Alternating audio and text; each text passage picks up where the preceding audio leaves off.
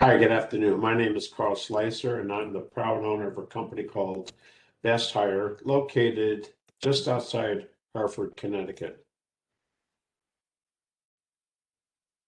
Here's my contact information for you. For over 20 years, we've been doing background checks specializing in the employment field. Why? Because it's very specific rules that we go by, and it's not wishy-washy. It's under the Fair Credit Reporting Act. What I want to do today is take some time so that you and your board members can review this information, start a conversation, and perhaps give a call. And I would love to be able to do a Zoom meeting with your board if you would like. If you have questions, I'm more than happy to answer them in an evening event at no expense to your church. I grew up in my church environment and I realize how valuable assets are, such as budgets being met, contributions being made. We're just getting over the COVID period, and I can't imagine how some churches are getting through this. Hopefully, they haven't closed because people have not been able to attend for a year. I hope that your contributions are not down. I have a link on my page. I want your board members to go, fill this form out, risk management quiz, and see what the answers are. And I think that you'll find it rather interesting that you're probably not going to find the same answer. There's about 15 questions, and you might want to be more knowledgeable as to who your organization is and how to make information available in your organization so you're not so vulnerable like some churches are. 3 points we're going to cover here. How conducting background checks will ensure your operations by knowing the history of the applicant you're considering to hire. And I'm not talking about where they've lived in the last 10 years. I'm talking about how they have walked through their adult life. Did they go to college? Did they get the degree that they wanted that they're applying in your organization? Have they references from people in your community, such as police officers or ministers or the town mayor, or maybe the head banker who's well known in the community is willing to write a letter for this person? Number two, setting up internal safeguard procedures for the financial management and the welfare of your business.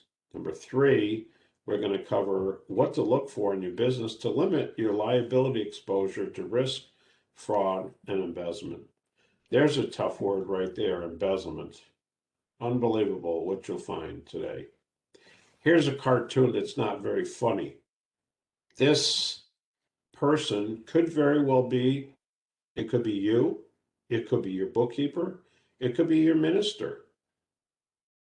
They're having a bad day either way. They just learned that somebody just stole $145,000 from the coffers, and now they're worried about the impact of it. Can you imagine where you would be in this picture? Who was it? Was it somebody on staff? Was it a volunteer? Was it an employee?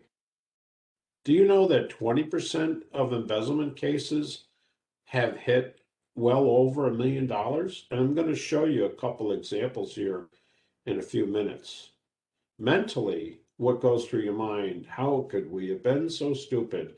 Is a common response when embezzlement is exposed.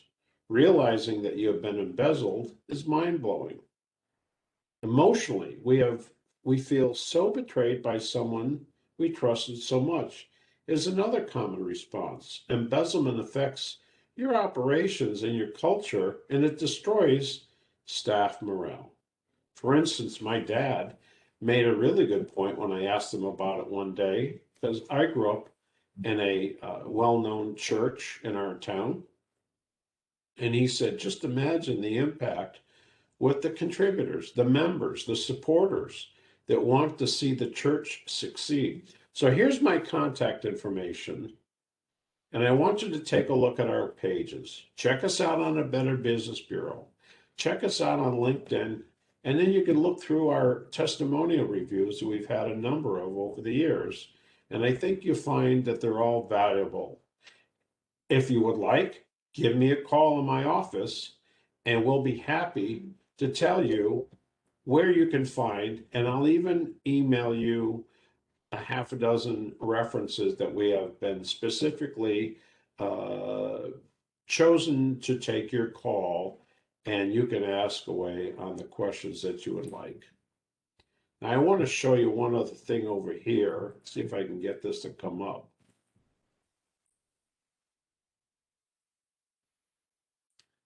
This is Google News.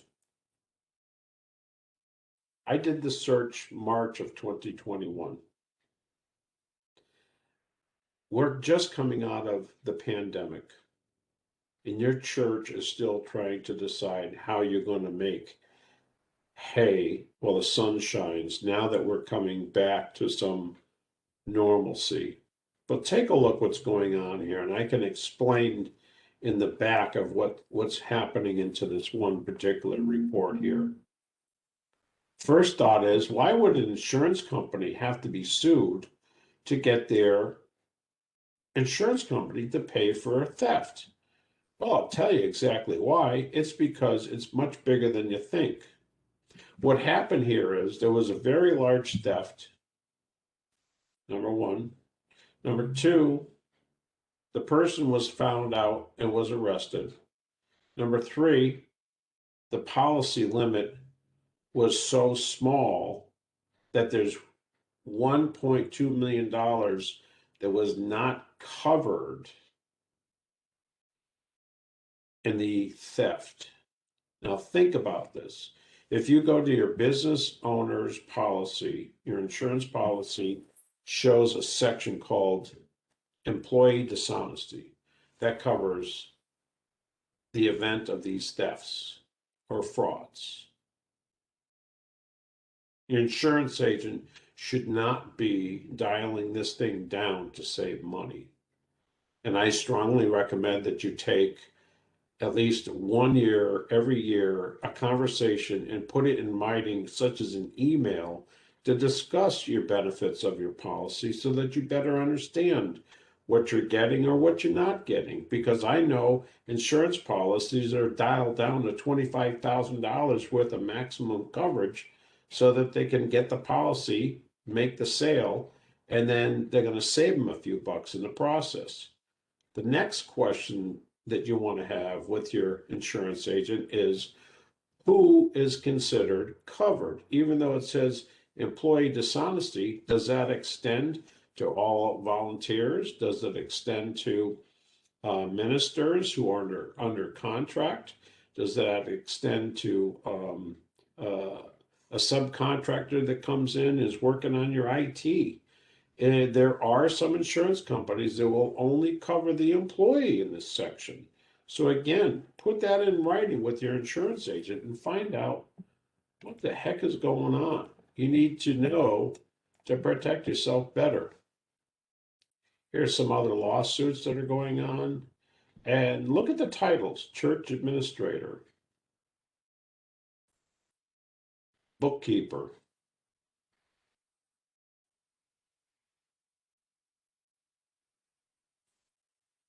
$7.5 million? How do you do that? Well, I'll give an example as to why this can take place. There's a very well-known person that was from Hartford, Connecticut, and there's a foundation that exists after this person because they've been gone for many, many years. There was about $1 million that was stolen, and when it was finally discovered, they learned that the person had been not only writing themselves checks on for years and years, but also, guess what? There was an accounting firm that came in and they did an audit of the foundation, and they charged them $80,000 to do this audit. And guess what? They did not uncover in that 5-year period of time. There was no talk about the embezzlement that was going on. I think that's grounds for a refund. I don't know about you. Well, that's enough for me spouting off today and being concerned. But as you can see, there are some things that you need to have conversations with your church board members and be a little more aware of your surroundings. And it doesn't have to be expensive. They are cost-effective reports. As long as you've got someone like our team that is driving the ball, and the way we make you go from being a customer to a client is by education, so that we want to train the people on your staff how to better protect themselves, and they can come to recommendations and ideas much quicker, and they are cost effective. So please take the time and give us a call. And again, like I said, I'd be more than happy to come in on an evening conference call when you're having a church monthly meeting or something like that. Or maybe your audit committee wants to talk to us. Or maybe you want to do one-on-one first. Either way, I'm open to any of those ideas. Please give us a call today. You take care. God bless.